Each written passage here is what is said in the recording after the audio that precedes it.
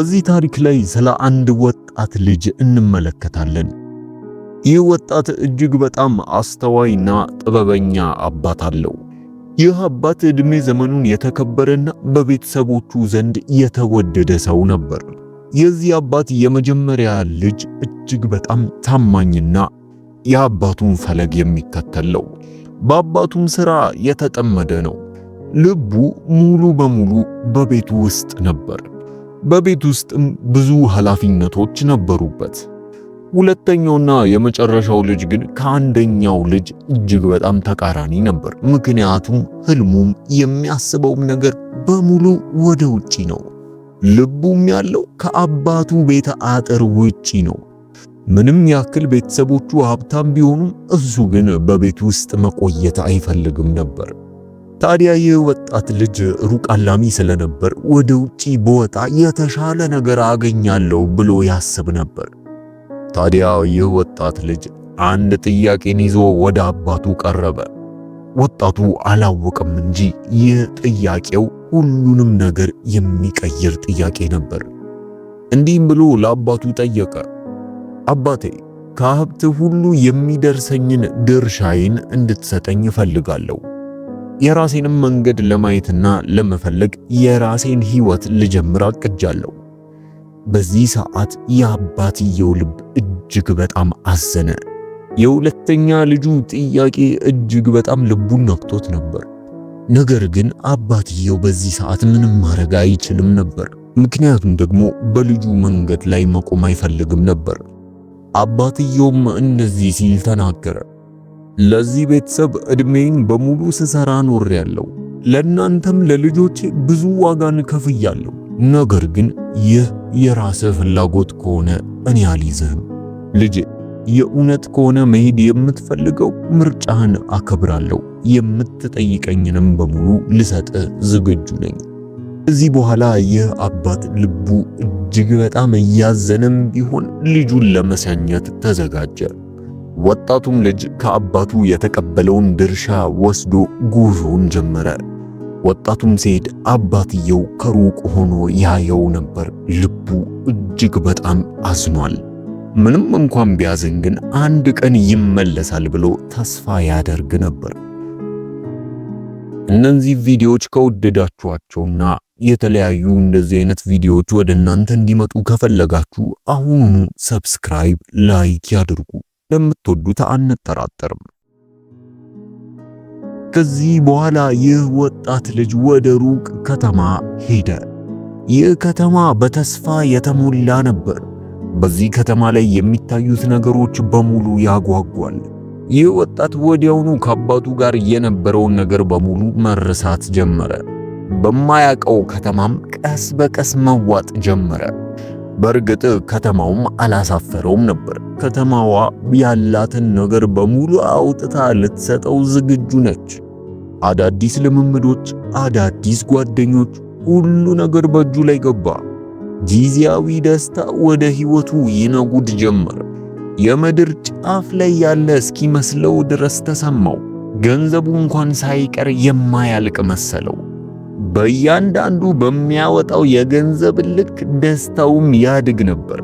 ነገር ግን ይህ ወጣት ያልተገነዘበው አንድ ነገር ነበር። የበለጠ ገንዘቡን ባወጣ ቁጥር የበለጠ ሁሉንም ነገር እያጣ እየመጣ ነበር። ይህ ወጣት ይፈልግ የነበረው ነፃነትን ነበር። በዚህ ሰዓት ላይ እንደሱ ነፃ የነበረ ሰው አልነበረም። የተለያዩ ነገሮች ጊዜውን ይወስዱ ጀመር። ድሮ በአባቱ ቤት የተማራቸውን ሥርዓቶች በሙሉ እየረሳ መጣ። ዓለም በሙሉ በእጁ መዳፍ ላይ እንዳለች ተሰማው። ነገር ግን ቀናቶች ሳምንታቶች ወራትን እየተኩ በመጡ ቁጥር ይህ ልጅ ያለውን ነገር በሙሉ ማጣት ጀመረ። ቀስ በቀስ ሳያስበው ከአባቱ የተቀበለው ድርሻ ማለቅ ጀመረ። ልክ እንደዚሁ ለአዲሱ ሕይወቱ የነበረው ደስታና ፍላጎት ሙሉ በሙሉ እየቀነሰ መጣ። ቀስ በቀስም ውስጡ ባዶነት እየገነነ መምጣት ጀመረ።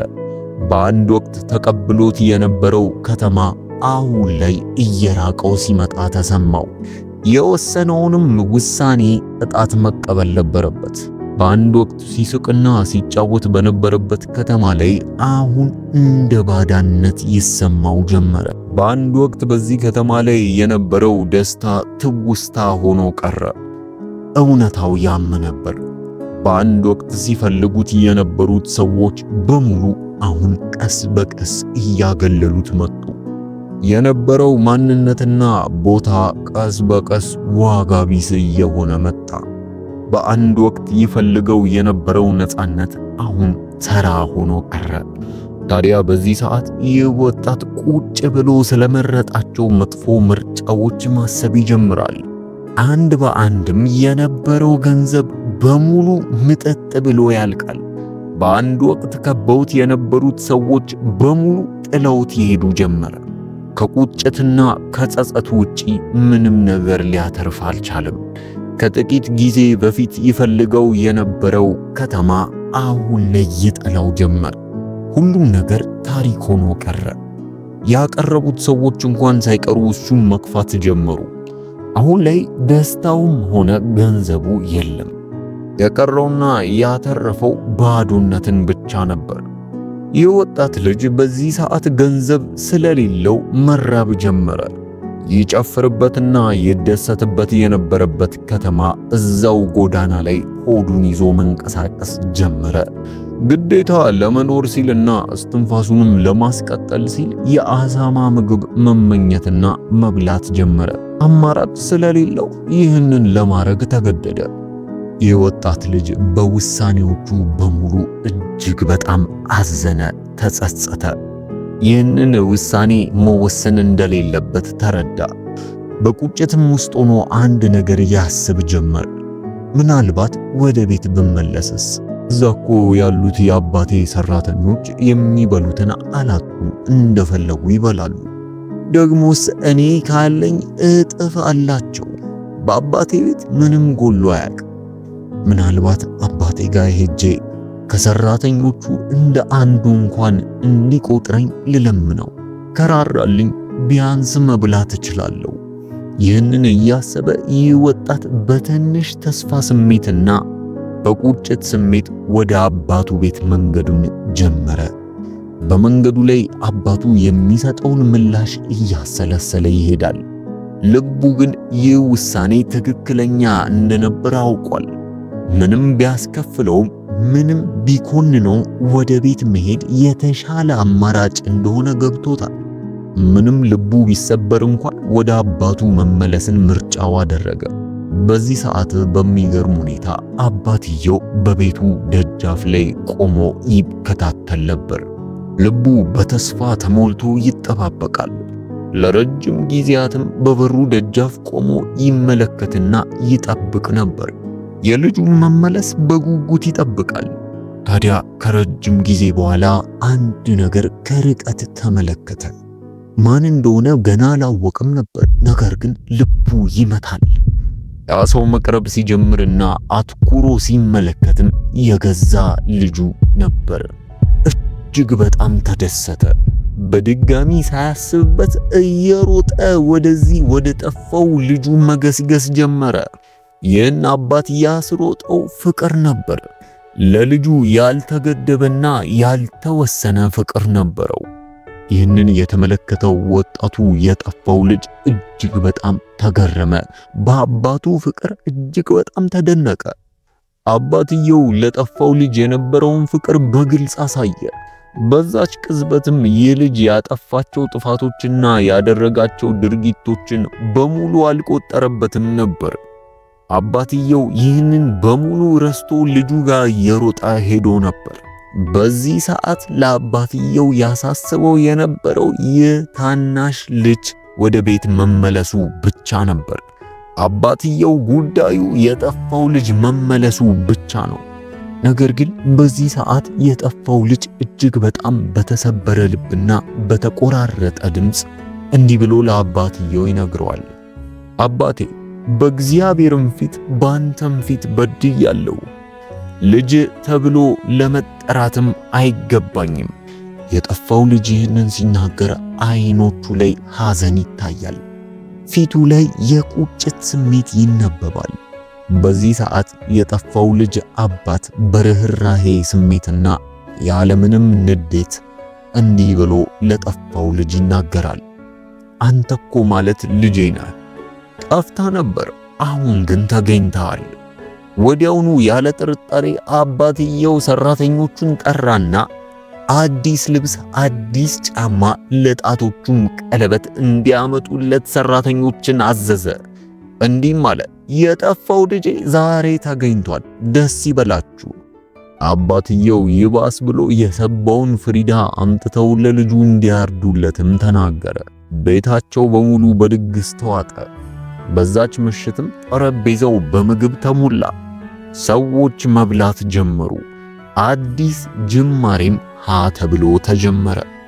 በዚህ ሰዓት የዚህ ታናሽ የጠፋው ልጅ ወንድም ከእርሻ እየተመለሰ ነበር። ታዲያ ወደ ቤቱ ጋም ሲደርስ የተለያየ የጫጫታ ድምፅና የድግስ ድምፅ ይሰማል። የሙዚቃውም ድምፅ ወደ ጆሮ ገባ። ታላቅ ወንድምየውም አንዱን ሰራተኛ በመጥራት እንዲህ ብሎ ጥያቄውን ይጠይቀዋል። ይህ ድምፅ የሚሰማው ከየት ነው? የምን ድግስ ድምፅ ነው የምሰማው? ብሎ ሰራተኛውን ጠየቀ። ሰራተኛውም እንዲህ ብሎ መለሰለት። ፈገግ ብሎም ወንድምህ መጥቷልና በደህና ስላገኘው አባትህ የሰባውን ፍሪዳ አረደለት አለው። ይህንን የሰማው ታላቅ ወንድምየው ልቡ ወዲያውኑ ተሰበረ። እጅግ በጣም አዘነ። ለብዙ ጊዜ ከአባቱ ስር ሆኖ ሲሰራና ሲተጋ ቆይቶ ነበር። ነገር ግን ወደ ሩቅ ከተማ ሄዶ ብሩን ሲበትን የኖረው ወንድምየው ሲመጣ አባትየው የሰባውን ፍሪዳ አረደለት። ይህ ደግሞ ታላቅ ወንድምየውን አላስደሰተውም ነበር። ታላቅ ወንድም እየተናደደ ወደ አባቱ ሄደና እንዲህ ሲል ተናገረው። እነሆ ይህን ያህል ዓመት እንደ ባሪያ ተገዝቼልሃለሁ፣ ከትእዛዝም ከቶ አልተላለፍኩም። ለኔ ከወዳጆቼ ጋር ደስ እንዲለኝ አንድ ጠቦት እንኳን አልሰጠኸኝም አለው። ቀጠለና ነገር ግን ገንዘብህን ሩቅ ቦታ ሄዶ ከሌሎች ሰዎች ጋርና ከጓደኞቹ ጋር በልቶ ይህ ልጅ በመጣ ጊዜ የሰባውን ፍሪዳ አረድክለት። ይህ ልክ አይደለም። ለምንድነው እሱን የምትንከባከበው? ብሎ በቁጣ ለአባትየው ጠየቀው። የታላቅ ወንድም የተናገረው በሙሉ እውነት ነው። ታላቅ ወንድምየው እጅግ በጣም ትጉ፣ ጠንካራና ታታሪ ሰው ነበር። የአባቱንም ትእዛዝ ያከብራል። አባትየውም በተረጋጋ ድምፅ እንዲህ ብሎ ለታላቅ ወንድምየው ተናገረ። ልጄ ሆይ አንተ ሁል ጊዜ ከኔ ጋር ነህ፣ ለኔም የሆነ ሁሉ የአንተ ነው። ነገር ግን ይህ ወንድምህ ሞቶ ነበር፣ ሕያው ስለሆነ ጠፍቶም ነበር፣ ስለተገኘ ደስ እንዲለን ፍስሐም እንድናረግ ይገባናል አለው። የጠፋው ልጅ እጅግ በጣም አስደስቶት ነበር። የመጀመሪያ ውሳኔዎቹ እጅግ በጣም ስህተት እንደሆኑ ተረድቷል። ደስታና ሐሴት በሌሉበት ቦታ ሲፈልጋቸው እንደነበር አወቀ። በአባቱ ምሕረት የተነሳ አንድ ትልቅ ነገርን ማወቅ ቻለ፣ የአባቱን ዘላቂ ፍቅር። ኢየሱስ ክርስቶስ ይህንን ምሳሌ ይናገር የነበረው ስለ አንድ የጠፋ ልጅ ታሪክ ብቻ አልነበረም። ይልቁንስ ኢየሱስ መናገር የፈለገው የእግዚአብሔርን የማይቋረጥ ጸጋና የማይቋረጥ የማያልቅ ምሕረትን ነው። ምንም እንኳን ከእግዚአብሔር ሕልውና ርቀን ብንሄድ፣ ምንም ያህል ከእግዚአብሔር ቤት ብንሸሽ፣ እግዚአብሔር አምላካችን ሁል ጊዜም ቢሆን ሊቀበልን ዝግጁ ነው። ፍቅሩ ዘላለማዊ ነው። ምሕረቱ ገደብ የለውም። ሁል ጊዜም ቢሆን ለኛ የሚሆን ሰፊ ልብ አለው። ይህ ለኛ ማስታወሻ ሊሆን ይገባል። ምንም ከእግዚአብሔር ቤት ርቀን ብንሄድ፣ ምንም ያህል በሰዎች ብንሰባበር፣ ምንም ያህል ብንበደል፣ ምንም ያህል እንኳን የተጠላን ቢመስለን፣ ሁል ጊዜ የእግዚአብሔር ፍቅር ከኛ ጋራ ነው። የእግዚአብሔር ፍቅር አይከዳንም፣ አይተወንም። ሁል ጊዜ በትዕግስት ወደሱ እስክንመለስ ድረስ ይጠብቀናል። እጆቹ እኛን ለመቀበል ሁሌ የተዘረጉ ናቸው። ነገሮችን ሁሉ ሊያድስልን የታመነ የተዘጋጀ ነው። ከኛ የሚጠበቀው አንድ ነገር ብቻ ነው፣ እሱም ወደሱ መመለስ። በዚህ የመጽሐፍ ቅዱስ ምሳሌ ብዙ እንደተማራችሁ እናምናለን። እንደዚህ አይነት የመጽሐፍ ቅዱስ ታሪኮች ወደ እናንተ እንዲደርሱ ከፈለጋችሁ ሰብስክራይብ፣ ላይክ አድርጉ።